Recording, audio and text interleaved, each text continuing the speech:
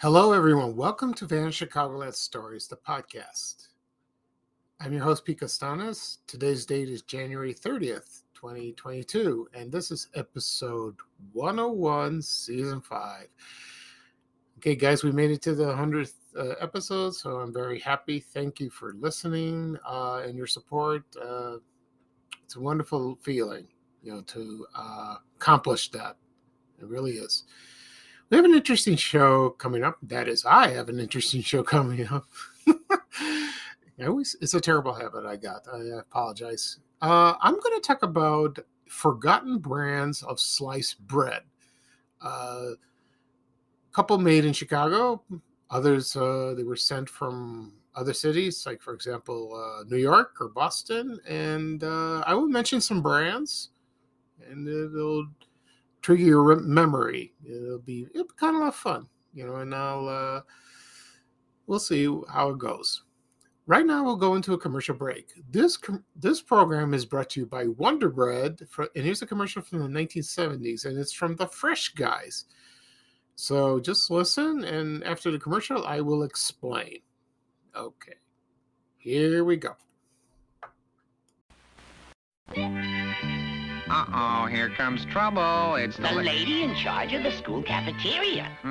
Smart shopper. Squeezes bread to see if it's fresh. Then she'll see why they call us the Fresh Guys. Imagine, every loaf of Wonder is wrapped warm from the oven. In this Stay Fresh wrapper. No wonder we stay so fresh. And pass the squeeze test. Oh, that's smart. Wonder Bread, one squeeze proves we're the Fresh Guys. Woo!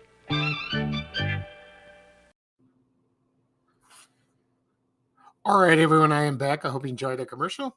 That was a commercial for Wonder Bread in the 1970s. It was partially animated. It was two loaves of bread with eyes, nose, mouth, and they spoke. And I remember this when I was little. And the lady would come over and they would squeeze the bread to see if it's fresh, just like Charmin bathroom tissue. That's what it reminds me of. And then the funny thing about that commercial, it reminds me of the old commercials for Pop-Tarts when they have Milton the Toaster, if you remember that. If you grew up in the 70s and if you watch television in the afternoon or in the morning, they show the commercial and Milton would be talking about that. He's kind of cute. Okay, and that's what the topic's going to be about. It's going to be about forgotten brands of sliced bread in Chicago. I'm going to talk about brands that are still here too, and my memories of seeing those forgotten brands in stores or at home. First, I'm going to talk about a couple things happened this week. Let's see. This is an anniversary today. There was a TV show premiered today. January 3rd, 1972. And it was called Ink. And it was called Interesting News for Kids. And it was hosted by the longtime anchor man on Channel 7 WLS, Fahey Flynn. And he had a co-host, and she was a teenager. And her name was Susie Street Noise. But her real name was Joni Sandler, and I couldn't find information about her. Not much. I don't know if she's alive or dead. I don't know. No idea. And then she had some puppets, and I can't think of the name of the puppets right now. One it was a talking hamburger or something. I think it was called Burgermeister, something like that. I don't know. Anyway, there's a clip on YouTube. It was a Christmas special hosted by Fahey Flynn. It was called The 7 Greetings, and Susie Street Noise is featured in there. And you can check it out on YouTube. It was provided by Fuzzy Memories TV. I always forget about that. And it was courtesy of Rick Klein. He's the Museum of Classic Chicago Television. So you can check it out. And it's very interesting. And I vaguely remember that show. I really did. I think when I lived in Roseland in the South Side, before I went to church, I think I caught that show. but it was on 11 o'clock. So no, maybe I didn't because I left very early. So maybe there were Sundays I didn't go and I saw it. Anyway, so that's it. Very interesting. I have an ad. I will post that maybe tonight, and you will see. Okay. The second thing I want to talk about on January 28th, 1922 was the 100th anniversary of when the Chicago Bears, and there was before that it was called the Decatur Staleys. The owner was A.E. Staley, and they started in 1919. It was founded. They played for about 3 seasons. I don't know, a couple of seasons, and then they moved to Chicago, and they renamed the Chicago Bears. And I found a season pass of the first season as the Chicago Bears. I received an email from a young man. He was about a teenager, 14, 15. He's not a sports fan like me, but his father is a huge Chicago Bears fan, loves football. He eats, sleeps, drinks football all day long. And I've known the little boy since he was a baby, and you know, I didn't see him much, but when I did, I saw him at places, and he told me my father. He's not mad at me because I don't like football. He just doesn't want. He has nothing else to discuss with me. Well, it's kind of silly. I mean, of course you do. Of course he does. He wants to talk to you. So, so I talked to the father, and he said, "Can you I send you a photo of this?" And I said, "Sure." You know, and but that's not what bothered the young man. That's not what bothered the young man. Is from his dad. It's from the kids that he goes to school because they tease him, and he's has no interest. I mean, he tries to play and he does his best, but it was like me when growing up. It was a struggle. It was hard. It was very, very hard. But then I lost interest, and now I think he does. But his father told him, if you just do something that makes you happy. Never mind what I think. Never mind what I do. If I'm a big sports nut, do what makes you happy, and that's good advice. Very good advice. And because sometimes fans get carried away and don't think straight. They just open their mouths and boom, they don't even think before they speak. And I said, okay, so I posted that on Friday, and to this day, it's so biased. People, what's been going on with the news about the Bears, with the players and the management, and it's a mess. So hopefully next season will be better. We'll see. Because he's the young man. He's a good boy, very smart. He's like a son to me. It's a nice feeling. And his father agrees, so that's good. And then today, of course, is the playoffs. Everyone have a good time watching it. I certainly won't, but I'll keep tabs on what's going on. Excuse me. Okay. All right. Now we're going to the subject at hand. We're going to talk about forgotten brands of sliced bread. And I'll throw some names that if you remembered. Wonder Bread, you heard the commercial. There was a problem, that's been around for over 100 years. And it was owned by the Taggart Baking Company for about a few years. Then it was the Continental Baking Company for about 70 years.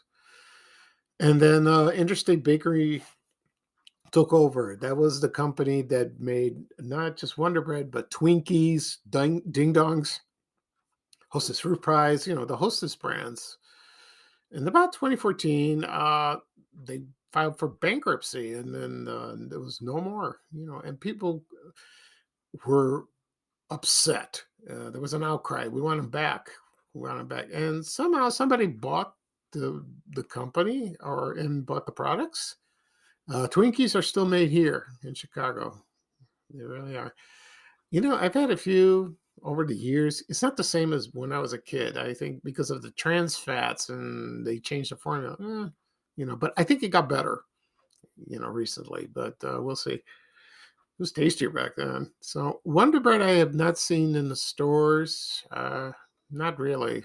I'm sure it's still around, and it's a good product. I like it.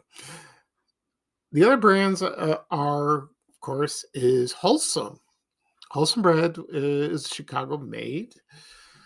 It was founded here by the W.E. Long Company, and it was from 1908. It was here a long, long time. And a lot of people remember the factory or the sign when you drive on the Stevenson Expressway. You see that sign, the Wholesome. And I believe they had a store, and I think there was an outlet store somewhere north.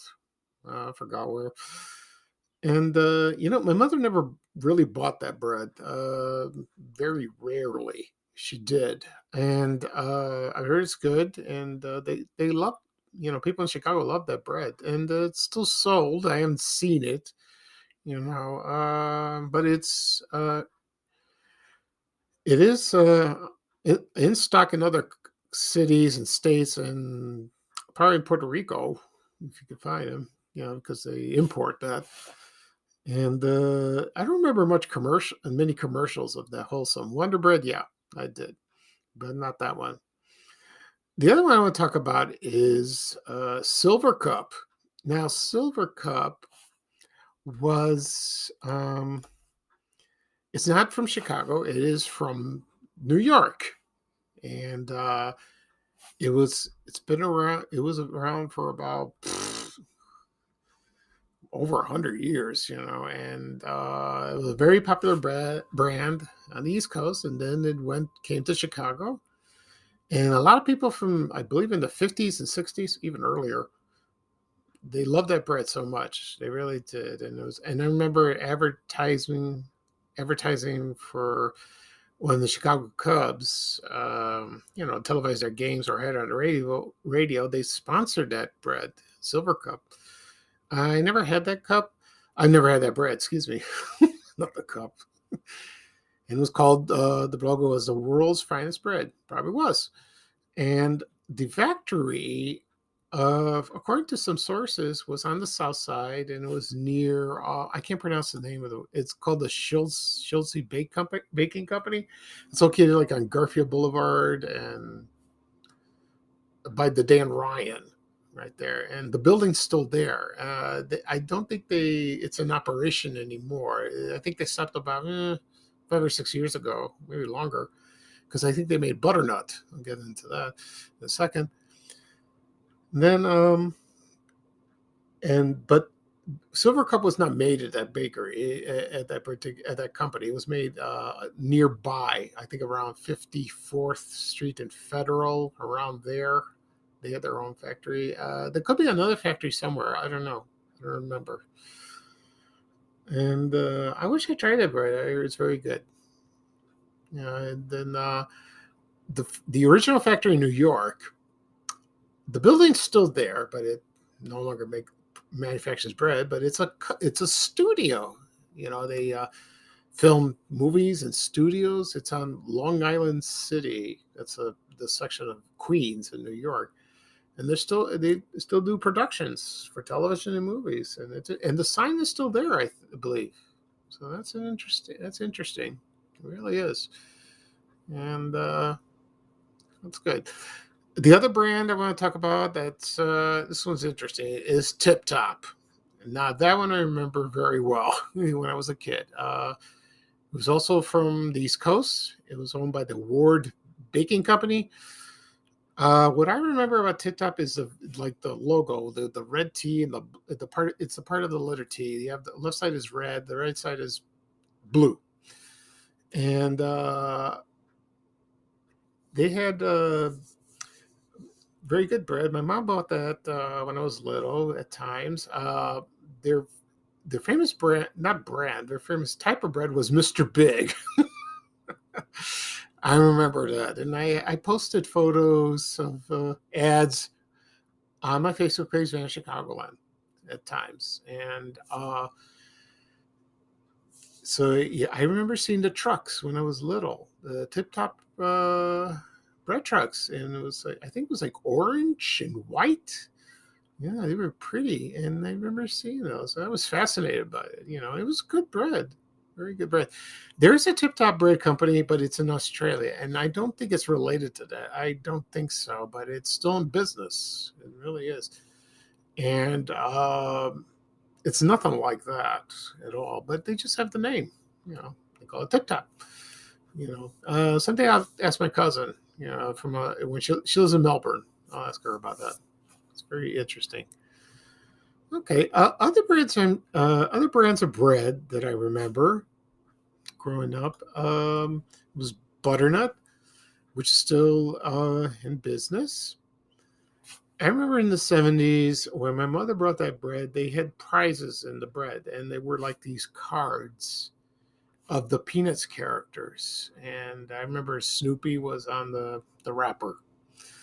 And they were like little comic strips or like prizes, and it was in the bread. And it was fascinating. And I remember once DC Comics featured cards of characters, like, for example, Batman, Superman. And there was the villains, Lex Luthor, the Joker, the Penguin, the Catwoman, the Riddler. And I remember I begged my mom to buy that bread so I can collect all of them. I didn't get all of them. But, there was a picture of the villains or the heroes, and then you turn around and you read a little comic strip on the back, and it was fun. I like that. And I found those on the internet. If you do a Google search, you find them, and you do see them, but someday I'll go back and look at them. It was fun. It was very collectible. I liked those, and it was fun. It really was. Other brands that I remember, when A&P was in business, they had Jane Parker bread, and that was very good. Jane Parker made a lot of products. They made donuts, bread, also other fruit cakes, pound cakes. Their famous one was Spanish bar cake. It was like a spice cake, and you had I don't know, vanilla frosting, cream cheese frosting. I never had it, but I like spice cake. It's very good. And let's see, when Dominick's was in business, they had Nancy Martin. I remember that. Yeah, I remember that very well. There was another bread brand called Butter Maid. A lot of people remember that, and I used to see that probably maybe Jewel, Dominick's. I don't know what happened to it. It was pretty good. I remember that. And let's see what else. And other local stores had their own brands. Like I remember Certified Grocers. They had Centralia. I saw that about a few years ago. They don't make it anymore. It was pretty good. It really was. I'm a white bread person. I still do. I know it's not that healthy. Wheat bread is better. Then they have multigrain. That's supposed to be good for you, but it tastes weird to me. It really does. So also, this is a funny story. When people ask me what's your favorite sandwich as a kid, everyone loves peanut butter and jelly. Some people don't. For me, this is very odd. I don't like peanut butter and jelly together. No, it tastes strange to me. I either have a peanut butter sandwich or a jelly sandwich, and then they're both delicious, but not together. I discovered Fluffernutter a few years ago. That's like an East Coast thing where you take a jar of marshmallow fluff, put it on one slice of bread, and then the other side you put peanut butter and you put it together. It's very sweet. It's yummy. But you got to be careful. It's very sweet. But it's a Fluffernutter. That was like in the 60s. But going back to the peanut butter and jelly, one time I went to the doctor's office. I had to get my regular shot for B12, and I talked to a nurse, and I noticed the sandwich on her desk, in the bag. She goes, "I have a peanut butter sandwich," and I go, and she asked, "Do you like peanut butter and jelly?" I go, "No, I like not together. I like peanut butter sandwich or a jelly sandwich." And she goes, "What? No, I like this way. I rather have peanut butter. That's it, not jelly, but not together." She died laughing. I don't know why. The nurse was laughing at me. Everyone has their tastes, different tastes like that. or with bread, you like it toasted or untoasted, the way you slice it, you want it diagonally, across. I like across, whatever you make like that. But as a kid growing up, you notice, that your mother buys bread, and sometimes they um, experiment. They buy different kinds, if you like, and if you like one the most, she sticks with that. Of course, sometimes bread's expensive, so you gotta find the cheapest one or the most reasonable price for it. Okay, so that was about forgotten brands of sliced bread. I might have forgotten a couple, but we'll see. But some are still in the market. I remember Brown Berry. There was do you remember Home Pride, where in the commercial where they split the loaf in the middle and they poured the butter on top. That was pretty good. And I haven't seen that lately. I'm sure it's still around. I don't know. Other types of bread, people like raisin bread, cinnamon bread. Not a raisin person. I don't like that. No. Worst part when you buy bread in the supermarket, sometimes the cashiers or the box boys get a little careless and they squish it in your bag. so you get. There are times when my mother gets mad when she finds that her bread is squashed. Oh boy, like that. One time she threatened to go back and yell at him. Oh, she did. It'd be hilarious. Okay. So that is all for this episode. Forgotten brands of sliced bread. It's a very interesting topic, and the next episode will come up. I think Tuesday, and we'll see what I'll discuss. I'll do a little research and think about it. It's limitless. I have lots to talk about. Okay. So that'll be all today. This is episode 101, season 5 of Van Chicagoland Stories, the podcast. And I'm your host, Pete Costanis. And I hope everyone will have a great Sunday. And I will. I'm going to relax. And and thank you for listening. And please join me for my next episode, 102, probably on Tuesday. So bye-bye for now for me. And here's a little traveling music from Ray Rayner saying bye-bye and so long and take care, everybody. We have to go. Bye, bye, bye.